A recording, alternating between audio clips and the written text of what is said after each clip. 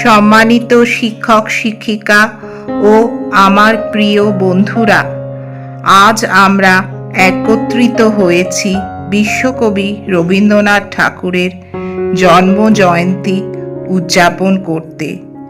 আজ আমরা স্মরণ করছি বিশ্বকবি রবীন্দ্রনাথ ঠাকুরকে, যিনি শুধু একজন কবি নন, তিনি আমাদের অনুভূতির ভাষা। রবীন্দ্রনাথ ঠাকুর ছিলেন একজন বিশ্ববিখ্যাত কবি, সাহিত্যিক, সুরকার ও দার্শনিক।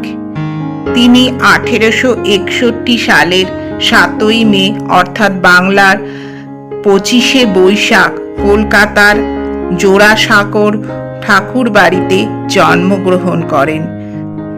ছোটবেলা থেকেই তিনি সাহিত্য ও সঙ্গীতের প্রতি গভীর আগ্রহ দেখিয়েছিলেন।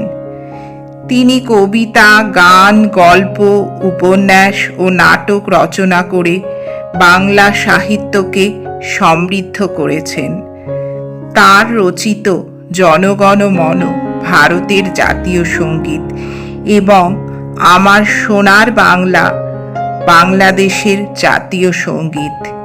1913 সালে তার কাব্যগ্রন্থ গীতাঞ্জলির জন্য তিনি নোবেল পুরস্কার লাভ করেন। রবীন্দ্রনাথ ঠাকুর শান্তিনিকেতনে বিশ্বভারতী বিশ্ববিদ্যালয় প্রতিষ্ঠা করেন। 1941 সালের 7ই আগস্ট তিনি পরলোক গমন করেন। তার সাহিত্য ও চিন্তাধারা আজও মানুষের হৃদয়ে অমর হয়ে আছে। আজ তার জন্ম জয়ন্তীতে তাকে জানাই অন্তরের সশ্রদ্ধ প্রণাম। তুমি রবে নীরবে হৃদয়ে মম, তারই এই উক্তিটি দিয়ে আমি আমার বক্তব্য শেষ করছি। ধন্যবাদ। ভিডিওটি ভালো লাগলে চ্যানেলকে সাবস্ক্রাইব করুন ও পাশে থাকুন।